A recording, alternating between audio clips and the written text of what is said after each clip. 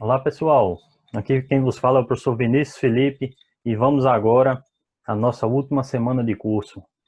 Vamos ver o lado monetário da economia, parte 2.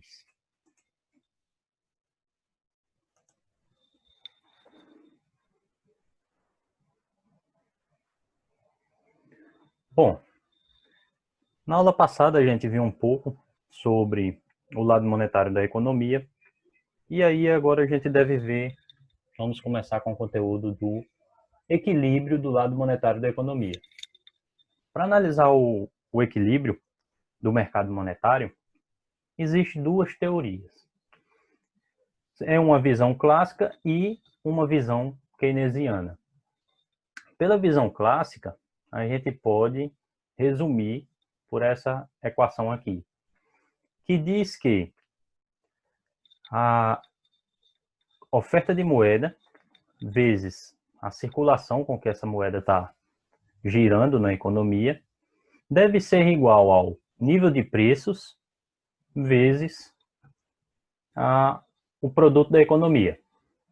Ou seja, o total de meios de pagamento em circulação na economia deve ser igual ao produto em termos reais dessa economia.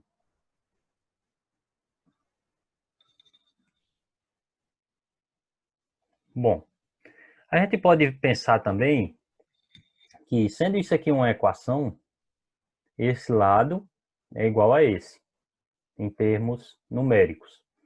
Então, se por acaso algum desses elementos aqui do lado esquerdo se eleva, para manter a igualdade, o lado direito também vai precisar que um desses elementos aqui, ou ambos, se elevem. Supondo, por exemplo, que esse m aqui tenha valor 1 e esse valor 1 passe a ser valor 2. Então, esse lado esquerdo aqui vai dobrar, né? Por lógica, aqui do lado direito, algum desses elementos vai ter de dobrar ou a composição dos dois vai ter que fazer com que esse lado direito dobre, para manter o sinal de igualdade. Isso implica dizer o quê? Que se pela política monetária aumentam-se os meios de pagamento da economia ou aumenta-se a velocidade de circulação da moeda na economia, de forma que aumentem os meios de pagamento em circulação na economia. Então, isso vai ter necessariamente de refletir em inflação ou crescimento econômico ou ambos. Bom, mas mais à frente vamos ver isso com mais detalhes. Bom, isso aqui é exatamente o que eu acabei de falar. Sabendo que um aumento do lado esquerdo deve gerar um aumento do lado direito, para manter o sinal de igualdade, pela visão clássica, vai ter sempre de ter esse jogo. Bom, então quais os efeitos de uma elevação de moeda? Note que se MV cresce, ampliando a quantidade de moeda em circulação na economia, seu reflexo é um aumento de PIY.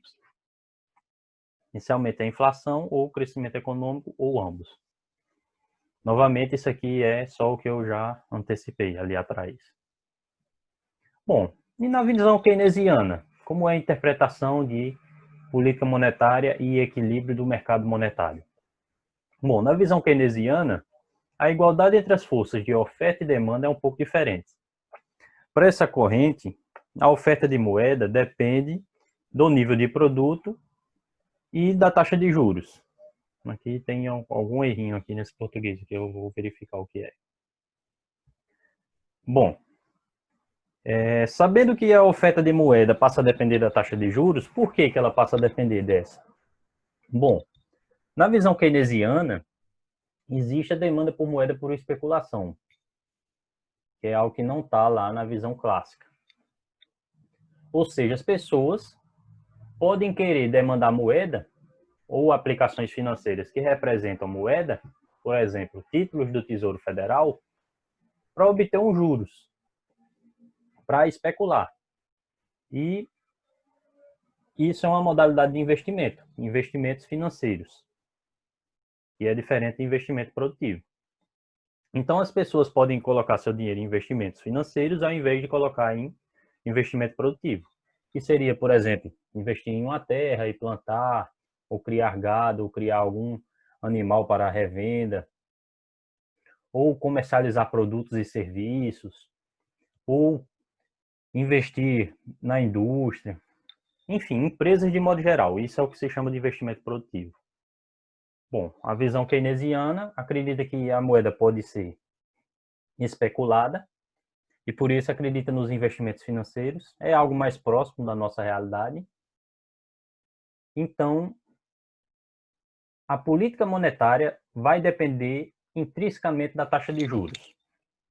Bom, então se tem uma equação genérica qualquer que denota uma oferta de moeda, e tem-se uma equação genérica qualquer que denota a demanda de moeda, como uma função de produto e de taxa de juros, o equilíbrio do mercado monetário vai ocorrer quando essa equação de oferta é igual à equação de demanda. E, consequentemente, voltou. Esse termo aqui vai ser igual a esse. Bom, supondo um caso qualquer, você teria essas equações aqui. Mas não vamos ver com tamanha riqueza de detalhes. O que importa, nesse momento, é entender os conceitos.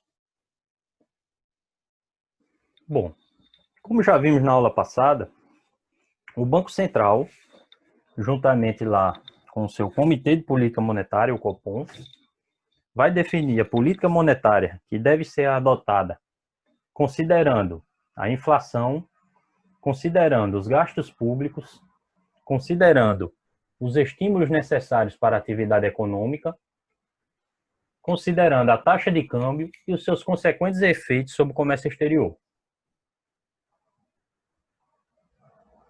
Bom, então, o Bacen lá no seu Copom define a política monetária a ser adotada e o Bacen, o órgão como todo, irá executar essa política monetária.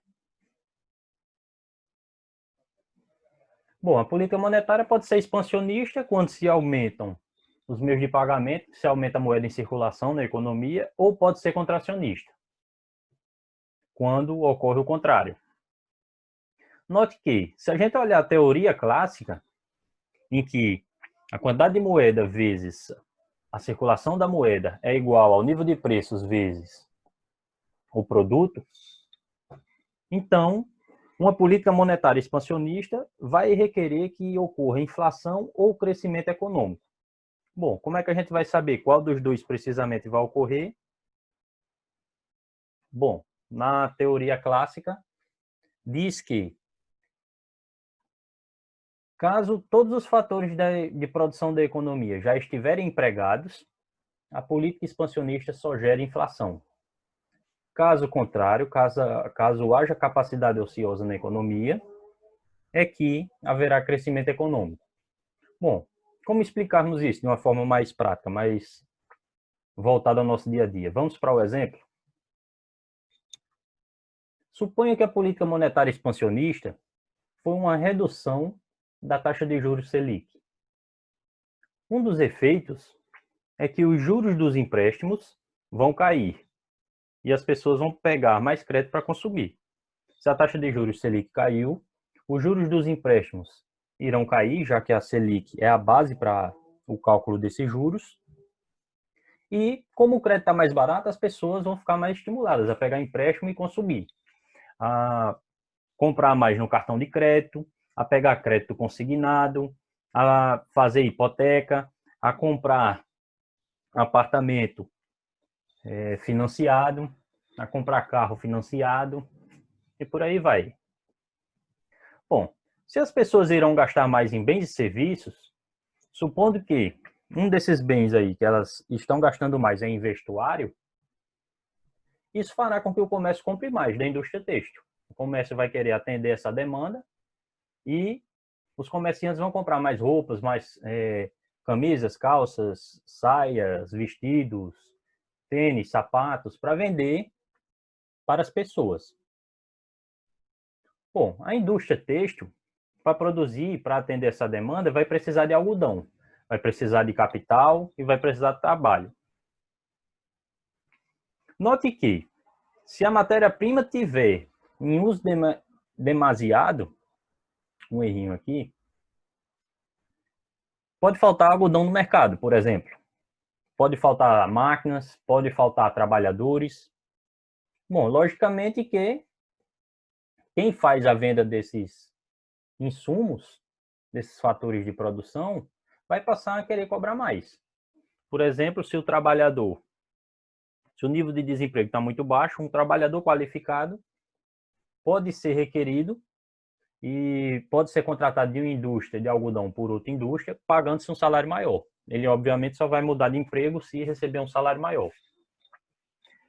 O algodão, o produtor de algodão vai desejar vender mais caro, sabe que tem muita gente demandando pelo seu produto, ele vai querer vender mais caro. E assim por diante. Bom, então a gente consegue visualizar o que falou a premissa clássica, que o efeito de uma política monetária expansionista é de crescimento econômico apenas se não tiver plena utilização dos fatores de produção. Caso contrário, só haverá inflação. Note que se tivesse capacidade ociosa, uma política monetária que faria com que as pessoas gastassem mais, iria fazer com que essa indústria produzisse mais, sem que elevasse os preços de algodão, de capital, de trabalho, e isso fosse repassado para o produto. Então, não haveria inflação. Agora, se não tem essa plena capacidade, dá mais dinheiro para as pessoas, por meio, por exemplo, de um menor juros, que fomenta os empréstimos, isso apenas vai gerar inflação. Não vai ter efeito nenhum sobre a economia. Imprimir mais dinheiro e dar às pessoas não vai ter efeito nenhum sobre a economia caso uma situação feita essa ocorra. Bom, e se fosse uma política monetária contracionista? Uma redução da moeda em circulação na economia? Novamente, pelo caso clássico, a gente lembra lá da equação. Quantidade de moeda vezes a circulação da moeda na economia é igual ao nível de preços vezes o produto da economia. Se o lado esquerdo é reduzido, para manter a igualdade, o lado direito também o será. Então, vai precisar haver deflação ou queda de crescimento econômico, ou os dois. Bom, então suponha que o Banco Central reduz a oferta de moeda, por exemplo, porque aumenta a taxa de juros Selic. Como resultado, vai arrefecer a demanda agregada, as pessoas vão ter menos crédito, vão ter menos dinheiro para estar consumindo, elas vão consumir menos por conta disso. Isso pode gerar ou uma queda do nível de preços, seguindo aquela mesma lógica que a gente viu lá atrás, ou pode cair o crescimento econômico. Se as pessoas estão consumindo menos, a oferta vai cair, vai ser negociado menos na economia. No fim das contas, o que é produzido pela economia vai cair. Bom, mas a gente pode interpretar a política monetária também pelo modelo keynesiano. Então, sabendo que tem um motivo de especulação, o efeito da política monetária depende da sensibilidade dos investimentos à taxa de juros. Bom, então no modelo keynesiano, uma política monetária expansionista, ao reduzir a taxa de juros da economia, pode fazer com que as pessoas queiram tirar o dinheiro de aplicações financeiras e aplicar em investimento produtivo. E isso vai estimular o crescimento econômico. Note que aqui não tem mais aquela premissa da capacidade ociosa da economia. É uma análise apenas do ponto de vista de como vão estar alocados os recursos das pessoas, sabendo que agora existem duas possibilidades de investimento. O investimento financeiro e o investimento produtivo. Se a taxa de juros cai, por exemplo, a taxa de juros que remunera um título da dívida pública, e as pessoas detinham esses títulos, elas podem ficar menos atraídas a estar mantendo esse portfólio. Então, elas podem dispensar, vender esses títulos e aplicar em investimento produtivo. Note que, se eles fazem isso, como o investimento produtivo é o motor do real crescimento econômico, isso vai estimular a economia. Se eles não fazem isso, não vai se estimular a economia. Quem é que vai dizer se as pessoas vão estar mais propensas a trocar aplicação financeira por investimento produtivo? É a sensibilidade das mesmas em relação à taxa de juros. O que é sensibilidade? Vamos ver mais à frente. Bom, aqui é exatamente o que eu falei. Bom, e aqui está o que eu estava falando. Ó, é exatamente o quão atrativo o nível da taxa de juros é para as pessoas, é o que a gente chama de sensibilidade.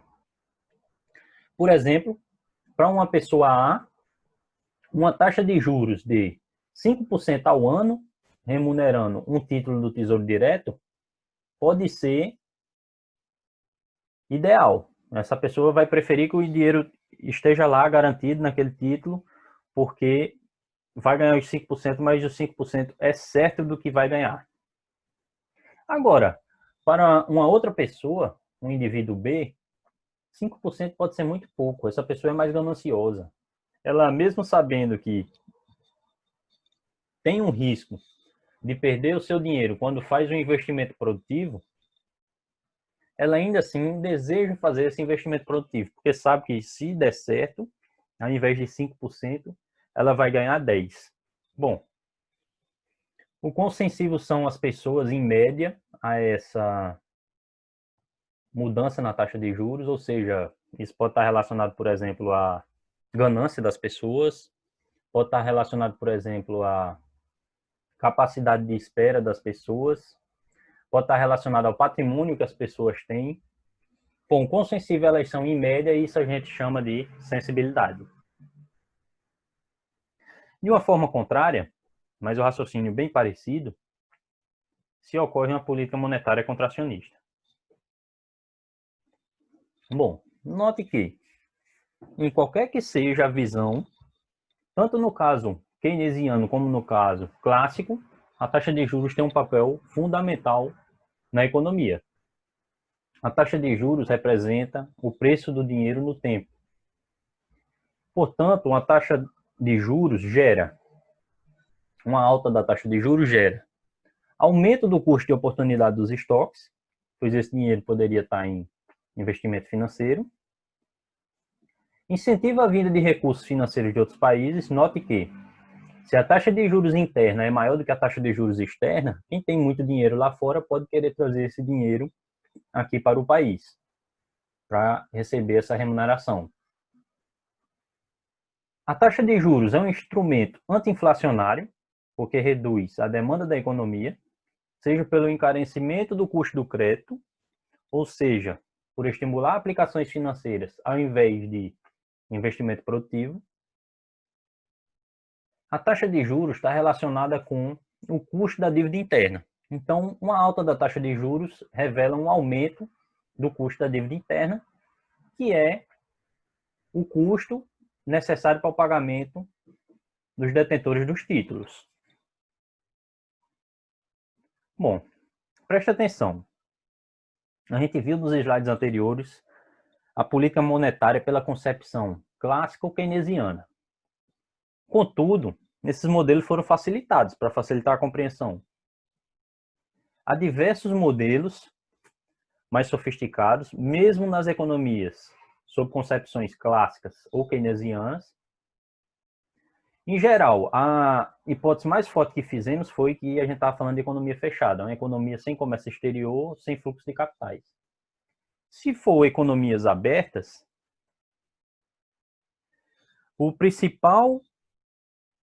a principal variável para a definição do efeito de uma política monetária é o regime cambial. Em uma economia aberta, se o regime é de câmbio fixo, a política monetária é voltada apenas para controle do câmbio, para a manutenção do câmbio na taxa que foi definida. Então, o governo perde a capacidade de controlar a mesma. Então, uma política monetária num regime de câmbio fixo não funciona, não gera efeito sobre o lado real da economia. Agora, uma economia aberta, a política monetária é eficaz. Então, para um regime, em uma economia aberta, um regime de câmbio flutuante, a política monetária é eficaz. Bom, para encerrarmos, é impossível falar de moeda e política monetária sem pensarmos no sistema financeiro nacional.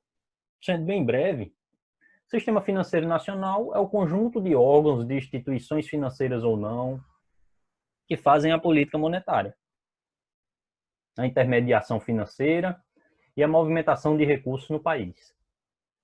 Bom, o sistema financeiro nacional é dividido em 4 setores, 4 mercados. Um mercado de crédito, que é responsável pela intermediação financeira, captando os depósitos das pessoas, os agentes superavitários que têm recursos em quantidade maior do que estão consumindo, então realizam poupança, emprestando para quem está precisando, emprestando para firmas, emprestando para pessoas que querem fazer uma demanda. Esse sistema de intermediação financeira é feito no mercado de crédito, por exemplo, lá pelos bancos comerciais com as pessoas.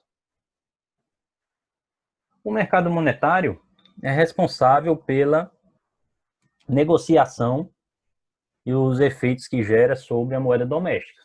Então, por exemplo, negocia-se títulos da dívida pública.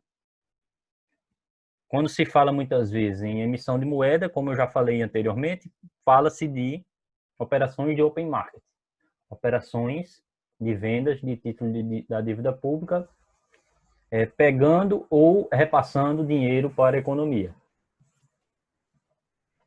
Mercado cambial. O mercado cambial é onde ocorre a negociação de moedas estrangeiras. Como a gente já falou lá em aulas anteriores, para que ocorra exportação ou importação de mercadorias, é necessário ter a moeda estrangeira para poder realizar essas transações e, para isso, tem um mercado específico que negocia moedas, o mercado cambial. E o mercado de capitais consiste na negociação de ações e recursos voltados a aplicações produtivas, a empresas, bolsa de valores, ações. O mercado de capitais, ao contrário do que vocês às vezes podem ter visto alguém falando por aí, não é um mercado de especulação. É, na verdade, um mercado de captação de recursos para investimentos em empresas. Você quer ser um empresário, você quer investir, você quer que o seu dinheiro renda, mas você já é funcionário de uma empresa privada, ou você já é funcionário público, ou você já tem a sua empresa e não tem muito tempo para criar uma nova empresa. Só que você conversando, você assistindo reportagens, notícias, analisando informações, você viu que tem empresas por aí que foram bem estabelecidas, que têm ideias geniais, que são sustentáveis, que com certeza vão ter um grande desenvolvimento e crescimento no futuro. Por exemplo, você viu lá a empresa lá do iPhone, a Apple, e você achou que essa empresa é uma empresa que vai crescer cada vez mais e você quer investir nela, porque você quer ser um acionista dessa empresa. Então, o mercado de capitais vai permitir que você participe dessa empresa por meio das ações. Também para empresas pequenas que estão precisando crescer, estão precisando de capital para reinvestimento. E aí, quando elas abrirem um capital na Bolsa de Valores, você também vai poder participar dessas empresas. E por aí vai. Obviamente que esse é o exemplo mais simples de aplicação financeira que tem dentro do mercado de capitais, que são as ações. Há outras opções de aplicações financeiras dentro do mercado de capitais. Bom, mas a ideia é a mesma, não é especulação, é investimento produtivo. Bom, o Copom define a política monetária, o Bacen a executa, ele regula também o mercado de crédito, o mercado monetário e o mercado cambial, a Comissão de Valores Mobiliários executa a regulação sobre o mercado de capitais. Os bancos comerciais e outras instituições financeiras são os responsáveis pela intermediação financeira. Há outros órgãos, por exemplo, órgãos de certificação, órgãos de avaliação de seguros, enfim, uma série de outras instituições e órgãos que não vão ser detalhados nesse curso. Não é o foco do curso. Bom, dessa forma, a gente termina o conteúdo, o lado monetário da economia. Terminamos também o conteúdo da disciplina de Economia 2. Fiquem atentos para a data da terceira avaliação de aprendizagem. Se vocês já concluíram o conteúdo dessa unidade, vocês já estão habilitados para participar da terceira avaliação de aprendizagem, que vai estar disponível até o dia 10 de agosto. Fiquem atentos também para a reposição de alguma avaliação de aprendizagem que vocês perderam, bem como a quem irá necessitar fazer a data do exame final. Fiquem atentos. E com isso, pessoal, muito obrigado. Acredito que foi um excelente curso e espero que tenha sido dinâmico o suficiente. E vamos adequando as melhorias sempre que necessário. Obrigado e bons estudos.